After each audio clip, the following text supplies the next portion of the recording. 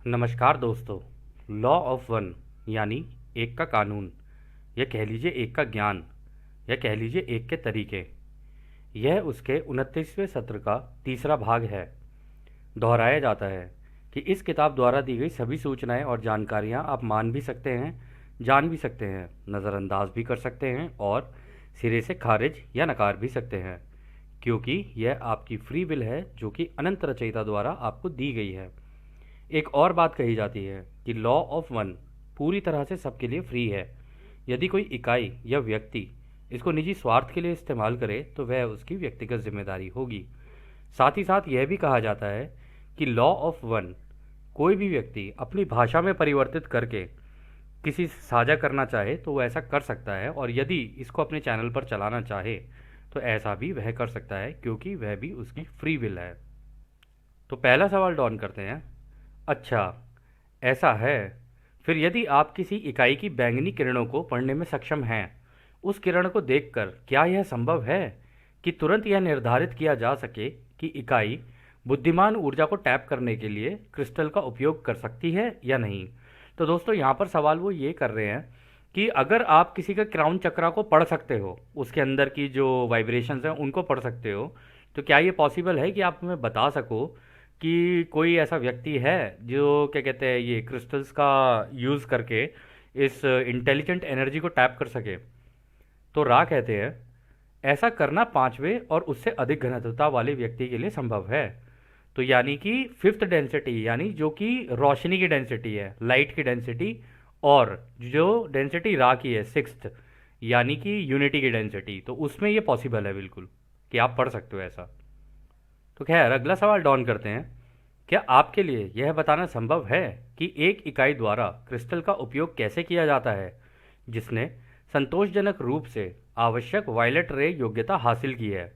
मैं कहूँगा, इकाई के लिए क्रिस्टल का उपयोग करना कैसे संभव है, या उसे क्रिस्टल का उपयोग कैसे करना चाहिए? तो रा कहते हैं सहानुभूतिपूर्ण कंपनता, संतुलित स्थिति में सेवा करने की इच्छा और तलाश करने की इच्छा के साथ अनंत बुद्धिमानिता के प्रवेश द्वार का जन्म होता है। तो दोस्तों, इंटेलिजेंट इन्फिनिटी में घुसने के लिए, यानी रचयिता के दिमाग को जानने के लिए, कुछ एक चीज़ें हैं जिनकी ज़रूरत होती है, जो एक व्यक्ति के अंदर अगर हो तो क्रिस्टल का भी यूज़ कर सकता है, वो सारी चीज़ें कर सकता है। तो सबसे पहली चीज़ है कंपैशन, यानी दूसरों के लिए सहानुभूति। दूसरा, और इनको सबको बैलेंस करके चलना है। ऐसा ना हो कि आप अपनों के लिए तो सहानुभूति है, किसी और के लिए सहानुभूति नहीं है, ठीक है। लेकिन सहानुभूति का मतलब ये भी नहीं है कि आप उसके लिए बिल्कुल ही बिछ जाओ, ठीक है। आपको एक रूल पता है कि भाई 51% कर सकता हूँ मैं, आधा से हल्का सा ज़्यादा कर सकता हूँ इसके लिए, लेकिन आधा एफर्ट तो ये भी मारेगा। अगर ये एफर्ट नहीं मारेगा तो मैं इसकी मदद नहीं कर सकता, ठीक है ना। तो जहाँ इसको ज़रूरत पड़ेगी, अगर ये मांगेगा तो इसकी मदद मैं कर सकता हूँ, और उससे पूरी सहानुभूति रखना। लेकिन सहानुभूति इस तरीके से भी देखी जा सकती है दोस्तों कि अब कोई दिक्कत में है, परेशानी में है, हो सकता है कि वो आपसे मदद मुंह से ना मांग पा रहा हो, लेकिन उसको चाहिए आपकी, मतलब इस सहानुभूति कंपैशन की ज़रूरत है। कभी गले लगा लेना, कंधे पे सर रख के कोई आपके बैठ जाए, वो केवल बोलता रहेगा, आपका काम केवल सुनना है। अपना जनरली हम लोगों का ये होता है कि हम ना क्या कहते हैं, अगला बंदा परेशान है, वो सहानुभूति ढूंढ रहा है, और हम उसको ज्ञान पे ज्ञान देने लग जाते हैं कि देख इसलिए हो रहा है, ये ऐसा हो रहा है, वैसा हो रहा है, जबकि वो केवल बात करना चाहता है और कुछ नहीं है। उसकी बात को सुनना, ऐसे ही निकाल देना बस। और जब वो बोले यार तब से करे चले जा रहे हो, तब बोलना शुरू करो, तब और बिल्कुल एकदम संतुलित स्थिति में बोलना शुरू करो, सारी चीज़ें नॉर्मली आराम से हो जाएगी। फिर इसमें दूसरा पॉइंट उन्होंने ऐड किया है सेवा करने की इच्छा, यानी दूसरों को सर्व करने की इच्छा। कि मतलब अगर कोई दिक्कत में है, परेशानी में है, या भूखा है, या कुछ भी है, वो मांग रहा है, उसको दे दो। उसकी सेवा करने की इच्छा अंदर से ही होनी चाहिए कि नहीं यार, मुझे दूसरों के लिए करना है, उनके लिए मदद करनी है। अब जो मेरी बेस्ट एबिलिटी है, जो मैं कर सकता हूँ या कर सकती हूँ, वो मेरे को करना है, ये होना चाहिए इंसान के अंदर। और तलाश करने की इच्छा, यानी उस क्रिएटर को जानने की इच्छा कि भाई तुमने ऐसा रचा, ये जो तुमने तरंगे बनाई हैं, ये कैसे बनाई हैं, कैसी लगती हैं, इसका अनुभव कैसा है। वो सारी चीज़ें जो कि मेडिटेशन के थ्रू ही हो सकता है। मेडिटेशन, या जैसे कि हम लोगों ने कहा है कि हर धर्म में अलग अलग चीज़ें, राने बोलता प्रेयर भी करोगे तो भी हो जाएगा। लेकिन जैसा कि आप लोगों को याद होगा, हमने एक बार कहा था कि कोई भी चीज़ रिपीट करते चले जाओगे ना, तो तुम्हारा लेफ्ट ब्रेन ना शट डाउन हो जाएगा, बंद हो जाएगा, और राइट क्रिएटिव ब्रेन है ना वो किसी और ही दुनिया में चला जाएगा। तो उस दुनिया में जब आप जा रहे होते हो ना, तो हालांकि हम लोग भी करते हैं इसको प्रैक्टिस, लेकिन वो एक झटका सा पड़ता है अचानक से कि ओ अब मैं जा रहा हूँ, और जैसे ही आप उसके लिए अलर्ट हो गए ना कि अच्छा लगता है मेरा दिमाग उधर जा रहा है, तो एकदम से वो चीज़ वहीं रुक जाएगी। ये भी बड़ा अजीब सा इफेक्ट है। इसको भी अगर आप समझना चाहते हो तो ये उससे पता चल सकता है आपको, डबल स्लिट एक्सपेरिमेंट से, कि अगर आप फोटॉन को देख रहे हो तो फोटॉन भी अपना बिहेवियर चेंज कर सकता है। ठीक है ना? तो जब इस दिशा में जा रहे होते तो जाने देना चाहिए अपने आप को, रोकना नहीं चाहिए। तो खैर अगला सवाल डॉन करते हैं। लेकिन क्या आप मुझे ठीक ठीक बता सकते हैं कि अनंत बुद्धिमानिता की खोज के उद्देश्य से इसका उपयोग करने के लिए इकाई क्रिस्टल के साथ क्या करेगी? तो वो कह रहे हैं कि अगर मान लो किसी को इंटेलिजेंट इन्फिनिटी पता चल जाती है, अगर वो जानना चाहता है, तो फिर वो क्रिस्टल का कैसे इस्तेमाल कर सकता है? तो रा कहते हैं भौतिक अभिव्यक्ति यानी फिजिकल मैनिफेस्टेशन में क्रिस्टल का उपयोग वह उपयोग है जिसमें क्रिस्टलीय प्रकृति की इकाई इस खोज के साथ नियमित भौतिक क्रिस्टल को चार्ज करती है। इस प्रकार इसे हार्मोनिक रूप से कंपन करने में सक्षम बनाती है, और उत्प्रेरक यानी कैटलिस्ट या प्रवेश द्वार गेटवे भी बन जाता है, जिससे अनंत बुद्धिमानिता इस प्रकार बुद्धिमान ऊर्जा बन सकती है। यह क्रिस्टल अपेक्षाकृत रिलेटिवली अविकृत रूप अनडिस्टॉर्टेड फॉर्म में मन शरीर आत्मा की वायलेट रे के एनालॉग के रूप में काम करता है। तो दोस्तों पता है वो यहाँ पे क्या कह रहे हैं? कह रहे हैं कि अगर वो समझ जाए ना कि इसके अंदर के क्रिस्टल के स्ट्रक्चर क्या है, अगर आप देखोगे ना, आप टाइप करके देख सकते हो, मतलब किसी भी सर्च इंजन में आप ये चेक कर सकते हो क्रिस्टलीन स्ट्रक्चर्स, तो आप देखोगे उनके अंदर ना एटम्स के अंदर बीच में, खैर एटम के अंदर भी बीच में इतना स्पेस होता है कि अगर उसका स्पेस कोलैप्स कर जाए तो वो तो दिखेगा भी नहीं आपको एटम भी, मतलब एटम वैसे भी नहीं दिखता है, लेकिन जो भी है, हालांकि हमारी बॉडी पूरी एटम से बनी हुई है, लेकिन जब तक इकट्ठे होकर एक जगह पर नहीं होंगे तब तक दिखेगी ही नहीं। तो वो यहाँ पर कह रहे हैं कि अगर तुम वो क्रिएटर की उस तरीके की बुद्धिमानी को अगर तुम समझ लोगे, जो जो फिजिकल मैनिफेस्टेशन है, यानी कि अगर आपके हाथ में कोई अच्छा क्वालिटी का क्रिस्टल है, कुछ है, तो वो ना धीरे धीरे धीरे धीरे गर्म होना शुरू हो जाएगा, और गर्म होते होते एक्सपैंड होना शुरू होगा, मतलब फैलना शुरू करेगा। और जब वो फैलना शुरू करेगा ना, तो उसके अंदर के एटम्स वगैरह जितने भी है ना वो भी सारे फैलना शुरू करेंगे, या कह लो अंदर तक जाके क्वार्क्स वगैरह वो सारे फैलने शुरू हो जाएंगे। तो एक छोटा सा क्रिस्टल भी बहुत बड़ा रूप भी ले सकता है, और उसको इस्तेमाल किया जा सकता है उसके अंदर की ऊर्जाओं को दूसरों की हीलिंग करने के लिए या किसी भी तरीके के लिए। और इसी से ही अगर आप चाहो तो वो जो क्रिएटर का जो गेटवे है जो उसके दिमाग में, मतलब नेक्स्ट डेंसिटी का गेटवे, उसमें भी मतलब बेसिकली आप उसी क्रिस्टल का इस्तेमाल करके टेलीपोर्ट भी हो सकते हो, ये भी कर सकते हो, वो भी सारी चीज़ें कर सकते हो आप। ठीक है, उसके बाद में अगर आप ये कर लो, लेकिन यहाँ पे उन्होंने एक बहुत अच्छा वर्ड यूज़ किया, हार्मोनिक रूप से कंपन, यानी हर चीज़ के अंदर ना एक हार्मोनिक साउंड होता है। ठीक है, अगर आपने उसके साउंड को समझ लिया ना, तो हर चीज़ की जैसे एक साउंड है, मान लीजिए अगर हम अपने मुंह से बोले टंग, तो ये एक साउंड होगा, इसका एक हार्मोनिक साउंड है वो। ठीक है, करते हुए जाएगा ये। अगर हम करें तो ये भी एक हार्मोनिक साउंड है, इसका हार्मोनिक साउंड क्या हुआ? तो इस तरीके से अगर आप अलग अलग अलग अलग देखोगे ना, तो हर चीज़ के अंदर साउंड है। और आप किसी भी मटेरियल या किसी भी चीज़ के अंदर, क्रिस्टल हो या कोई भी हो, अगर आपको उसके अंदर जाना है ना, अगर आप अपने कान के अंदर आज के दिनों में साउंड सुन रहे होगे ना, धीरे धीरे लाउड होता चला जा रहा है, क्योंकि प्लैनेट तेजी से कांपना शुरू कर रहा है, मतलब वाइब्रेटरी रेट चेंज हो रहा है। और अगर ये चेंज होगा ना, ये साउंड और तेजी से, मतलब आपके कानों में वाइब्रेट करना शुरू करेगा। और इस वजह से इस टाइम पर बहुत लोग हैं जिनका संतुलन और असंतुलन दोनों चीज़ें होंगी।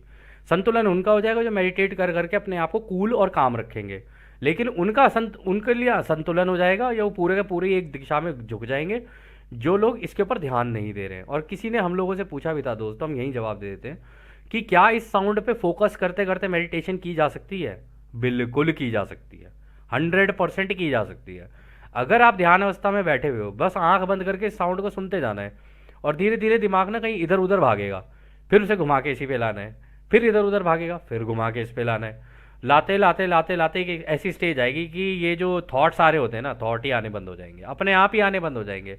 इस साउंड के अंदर आप घुस जाओगे, और ये साउंड एक्सपैंड करना शुरू करता है, फिर एकदम से ऐसे करके होना शुरू हो जाता है ये। और जब ये ऐसा होना शुरू हो जाए तो आप इस साउंड के अंदर अपने आप को मर्ज कर दो, और जैसे ही आप इस साउंड के अंदर अपने आप को मर्ज करोगे, आप देखोगे पूरी इन्फिनिटी खुल जाएगी आपके लिए। ऐसा होता है। अब अगर आप करना चाहो तो कर सकते हो। तो खैर, अगला सवाल डॉन करते हैं। क्या आपके लिए यह संभव है कि आप हमें क्रिस्टल के विशिष्ट उपयोगों के बारे में निर्देश दें? तो रा कहते हैं, यह संभव है। हम मानते हैं कि ऐसी चीज़ें हैं जो आपकी स्वतंत्र इच्छा के संभावित उल्लंघन के कारण आपको बताने के लिए प्रभावी नहीं है। महासंघ की इकाइयों ने अतीत में ऐसी गलती की है। जैसे कि आप जानते हैं, क्रिस्टल के उपयोगों में चिकित्सा, शक्ति और यहाँ तक कि जीवन रूपों के विकास के उपयोग में भी शामिल है। हमें लगता है कि इस समय निर्देश देना नासमझी है, क्योंकि आपके लोगों ने शक्ति के शांतिपूर्ण स्रोतों का उपयोग असंगत, डिसहार्मोनियस कारण से करने की प्रवृत्ति दिखाई है। तो वो कह रहे हैं कि यार देखो, हम लोग जब पास्ट में आए थे तुम्हारे पास, ठीक है, अतीत में जब हम आए थे, हमने तुम्हें सारी चीज़ें सिखाई थी कि क्रिस्टल का इस्तेमाल कैसे होता है, क्या होता है, लेकिन तुम लोग उसे मतलब किसी केस में तो तुम लोगों की मदद करने की, चिकित्सा के लिए कर रहे थे, कहीं तुमने सोचा अरे वाह ये तो बड़ी शक्तिशाली चीज़ है, क्योंकि भाई इंटेलिजेंट एनर्जी लग गई ना तुम्हारे हाथ में। अगर तुम्हारे हाथ में इंटेलिजेंट एनर्जी लग गई तो समझ लो तुम तो जो चाहो तुम तो खड़े मतलब पहाड़ को बीच में से फाड़ दो, तुम चाहो तो धरती को बीच में से फाड़ दो, तुम तो कुछ भी कर सकते हो उससे। और इतनी डेडली होती है ये, इसका किसी भी तरीके से इस्तेमाल हो सकता है। या हो सकता है तुम कहीं भूकंप ले आओ, हो सकता है तुम कुछ कर लो। तो इसका हम लोग वो यही कह रहे हैं कि नहीं, हम जब पिछली बार आए थे तब से देखते हुए आ रहे हैं, तुम्हारे हाथ में जब भी ये वाली ऊर्जा लगती है ना, तो तुम इसका डिसहार्मोनियस तरीके से इस्तेमाल करते हो। ये तुम्हारी प्रवृत्ति है इस तरीके की। और यहाँ पे उन्होंने कहा जीवन रूपों के विकास के लिए उपयोग शामिल करना। इसका इस्तेमाल इसके लिए भी किया जा सकता है कि आर्टिफिशियल एंटिटीज भी बनाई जा सकती हैं। ये भी पॉसिबल है इससे, क्योंकि करना क्या है, कण कण यहाँ से इसी हवा में से खींच के तो चीज़ें बनानी है, बस खींच के वहीं पे बना दो। लेकिन उसके लिए बहुत ज़्यादा वो लगती है, फिर आपको उसकी बॉडी का एक एक स्ट्रक्चर और उसके अंदर कितनी फ्रीक्वेंसी कहाँ होनी चाहिए, ये वो सारी चीज़ें बड़े ध्यान से करनी पड़ती हैं। हालांकि देखो, उन्होंने पहले बताया था कि पुराने ज़माने में तुम्हारे ये जो थे मतलब इजिप्ट के टाइम पे और अटलांटिस के टाइम पे ये बनाने भी लग गए थे इस तरीके से बॉडी। इसी का इस्तेमाल करके नई नई बॉडीज तक और नए नए तरीके की जीव जंतु भी बनाने लग गए थे ये लोग। तो इतने एडवांस थे वो भी। और बाय द वे आप लोगों की इन्फॉर्मेशन के लिए बता दें कि ये सारी टेक्नोलॉजीज अभी भी हैं इसी धरती पे और है, और हाथ हाथ लग गई हैं, लेकिन अब किसके हाथ लगी हैं आप समझ ही सकते हैं। तो खैर, अगला सवाल डॉन करते हैं। मुझे लगता है कि तब हमें क्या पर्याप्त करना बेहतर होगा। अब जब हमने रचना के मार्ग को कम से कम क्रिस्टलीय संरचना तक खोज लिया है, तो बेहतर होगा कि हम विचार के विकास और बुद्धिमान अनंतता के लिए उसके खोज पथ पर ध्यान केंद्रित करें। हमने लोगोस की प्रमुख आकाश गंगाओं में बहुत बड़ी संख्या में ग्रहों का निर्माण किया है। जैसे जैसे ये ग्रह विकसित होते हैं, क्या आपके लिए यह संभव है कि मुझे विभिन्न ग्रहों के विकास का एक उदाहरण दें, जिसे मैं एक आध्यात्मिक अर्थ कहूँगा। चेतना के विकास और आकाशगंगा में इसकी ध्रुवीयता के साथ क्या करना है। दूसरे शब्दों में, मेरा मानना है कि इनमें से कुछ ग्रह काफ़ी तेज़ी से उच्च घनत्वता वाले ग्रहों में विकसित हुए हैं और कुछ में अधिक समय लगता है। क्या आप मुझे उस विकास का कुछ विचार दे सकते हैं? तो डॉन यहाँ पर ये कह रहे हैं कि अच्छा ठीक है, अब हम लोगों ने ये तो पता कर लिया कि हाँ भाई सारे अंदर तरंगे हैं, एक एक कण के अंदर तरंगे हैं। और ये तरंगों की भी दोस्तों बड़ी खास बात होती है, अपने इनको अगर आपने पकड़ने की कोशिश की ना, मतलब ध्यान अवस्था में जाके इनको जरूरत से ज़्यादा कंट्रोल नहीं, इनसे निवेदन करो, क्योंकि रचयिता के प्रेम को समझती हैं। इनसे निवेदन करोगे ना तो ये रूप ले लेंगी। लेकिन जो जिन जैसे इंटेलिजेंट एनर्जी के ये इक्विपमेंट्स या कह लो इससे वेपन्स वगैरह जो लोग बनाते हैं, क्यों कन्फेडरेशन उनके ऊपर भारी पड़ जाती है, वो इसलिए कि कन्फेडरेशन को वो निवेदन करना आता है। लेकिन इससे आप वेपन तो बना सकते हो, सारी चीज़ें कर सकते हो, एक जगह इकट्ठी करके सारी ऊर्जाएं भी कर सकते हो। लेकिन कन्फेडरेशन ये जानती है कि अगर हम इनसे निवेदन करेंगे ना प्रेम से, तो ये खुल भी सकती हैं। तो इसका मतलब ये नहीं है कि इसका क्या कहते हैं दुरुपयोग ही किया जा सकता है। अगर आप चाहो तो इसका अच्छा इस्तेमाल भी कर सकते हो निर्माण के लिए। तो यहाँ पर वो यही कह रहे हैं कि भाई बुद्धिमान अनंतता के उस खोज पर ध्यान केंद्रित करते हैं। अब हम जानना चाहते हैं क्रिएटर की इंटेलिजेंट इन्फिनिटी को। तो अब उन्होंने आगे फिर ये कहा कि अब हमने जैसे लोगोस को देखा, मतलब यहाँ पे जैसे हम देखें तो उन्होंने कहा यहाँ पे हमने लोगोस देखा, वो कह रहे हैं यहाँ पे इतने सारे ग्रह बने हुए हैं, तो हम जानना चाहते हैं कि कुछ ग्रह तो हमसे बहुत ज़्यादा एडवांस हो गए और कुछ पीछे से भी हो सकता है हमारे आ रहे हों, और कुछ होंगे जो हमारी स्थिति में होंगे। तो ये किस तरीके से आगे बढ़ते हैं, इनका क्रम कैसे चलता है, आप जरा हमें समझाएंगे। तो रा कहते हैं यह इस सत्र की अंतिम पूर्ण सवाल होगा। आपकी प्रमुख आकाशगंगा के विशेष लोगोस ने निर्माता के अस्तित्व को प्रतिबिंब करने के लिए इसकी एकत्रित सामग्री के एक बड़े हिस्से का उपयोग किया है। इस तरह आपकी बहुत सी गैलेक्टिक प्रणाली है जिसकी प्रगति नहीं है, जिसके बारे में आप बात कर रहे हैं, लेकिन लोगोस के एक हिस्से के रूप में यह आध्यात्मिक रूप से रहता है। उन इकाइयों में से जिन पर चेतना रहती है, जैसा कि आप अनुमान लगाते हैं, विभिन्न प्रकार के समय स्थान काल होते हैं जिनके दौरान चेतना द्वारा अनुभव की उच्च घनत्वता प्राप्त की जाती है। तो दोस्तों पता है वो यहाँ पर क्या कह रहे हैं? कह रहे देखो, जो कि एक बार अभी पहले भी राह ने एक्सप्लेन किया था, कह रहे देखो ग्रह तो उन्होंने बना दिए बहुत सारे, कुछ कुछ ग्रह ये हैं जो अभी बन रहे हैं, कुछ ऐसे हैं जो बन चुके हैं। अब जो बन चुके हैं उन पे पहले पहली घनत्वता आएगी, फर्स्ट डेंसिटी आएगी, फिर सेकंड आएगी, फिर थर्ड आएगी, वो धीरे धीरे आएंगे पीछे से। कह रहे लेकिन कुछ भी बना लें, वो चाहे यहाँ सूरज बना दें, चाहे ग्रह बना दें, चाहे कुछ भी बना दें वो, और ग्रह भी अलग अलग तरीके के बना सकते हैं। किसी के आसपास डिस्क होगी, किसी के आसपास कैसा होगा, कोई अलग होगा, कोई अलग होगा, क्योंकि तो एक्सपेरिमेंटेशन चल रहा है। कह रहे लेकिन हर चीज की एक कॉपी, जो उसका ब्लूप्रिंट है ना, मेन ब्लूप्रिंट, वो यहाँ पर रहेगा सेंटर में रचयिता के पास, मतलब सह रचयिता के पास, जो कि हमारे रचयिता ये है। इस आकाशगंगा के जो रचयिता है वो ये हैं, ठीक है। और ये भी इक्वल पावरफुल है रचयिता के बराबर के, हमने पहले भी कहा था। लेकिन वही है कि सारे प्रेम प्यार से ही अपनी रचना करना शुरू करते हैं और अपनी रचना को बहुत प्रेम करते हैं। और आगे जाके आप बोल भी देंगे कि जो हमारे वाले रचयिता है ना, ये बहुत दयालु हैं, इनसे दुख नहीं देखा जाता दूसरों का। लेकिन अब कोई खुद ही दुख की रास्ते पे निकल जाए तो ये भी क्या करे बेचारे। या मत कहने का मतलब है अगर खुद ही मांग लें ऐसी उल्टी सीधी चीज़ें तो फिर कोई क्या कर सकता है। तो वो कह रहे हैं कि देखो सब कुछ होगा लेकिन ब्लूप्रिंट अंदर होगा, ठीक है। उस ब्लूप्रिंट के अंदर मतलब यहाँ पर जो जो चेंजेस होंगे ना उस ब्लूप्रिंट के अंदर भी हल्के हल्के उनको पता चलता रहता है कि अच्छा ओरिजिनल कॉपी यहाँ पर है, यहाँ पर ये कहानी चल रही है। जब यहाँ पे पूरी सी चीज़ें कंप्लीट हो जाएंगी ना, ये ब्लूप्रिंट जाके उस अपने वाले उसके साथ जुड़ जाएगा, और जुड़ जाएगा फिर आपको पता है ये कहानी, फिर वो ब्लैक होल और वो सारी चीज़ें जो होती हैं, ठीक है ना। और इसके आगे वो प्रतिबिंब कह रहे हैं ना, कह रहे कॉपी, प्रतिबिंब का मतलब है कॉपी। तो वो कह रहे हैं कि जैसे जैसे जिसकी जानकारी बढ़ती जाती है चेतना का मतलब विस्तार होता जाता है। ये बिल्कुल ऐसे है कि पहले हमारे पास 2G हुआ करता था, फिर 3G आया, फिर 4G आया, अब कहानी चल रही है 5G की। तो इस तरीके से क्या कहते हैं, जैसे जैसे अगर आप देखोगे ना इन्फॉर्मेशन बहुत ज़्यादा ज़्यादा होती चली जाती है। इसी तरीके से मेडिटेटिव स्टेट के अंदर जब कोई जाता है ना तो जानकारी होती है, अवेयरनेस जिसे कहते हैं ना, जानकारी। जैसे जैसे जैसे जैसे जिसकी जानकारी बढ़ती चली जाएगी ना, क्योंकि मेडिटेटिव स्टेट में लोगों को लगता है कि भाई आप बाहरी जानकारी नहीं ले सकते। भाई पूरा का पूरा जो होलोग्राम ये जो बना हुआ है ना, ये पूरी आकाशगंगा ये हमारे अंदर है पूरी, और पूरे ब्रह्मांड पूरा हमारे अंदर है, ठीक है। तो इसके अंदर की आप सारी चीज़ें जान सकते हो, क्योंकि ये तो एक ये आपके भी दिमाग के, इसमें जितनी चीज़ें बनी हुई है, जितने सूरज बने हुए हैं, उनके जितने ग्रह बने हैं ना, उतने न्यूरॉन्स हैं आपके दिमाग में। आप एक एक अपने न्यूरॉन को एक्सप्लोर करते चले जाओगे, आपको सारी जानकारी मिलती चली जाएगी। जो जानकारी इनके पास है वही जानकारी आपके पास भी आ जाएगी। तो वो यही कह रहे हैं धीरे धीरे आपकी जानकारी का स्तर जैसे बढ़ता जाएगा ना, वैसे वैसे आप प्रोग्रेस आगे करते चले जाओगे।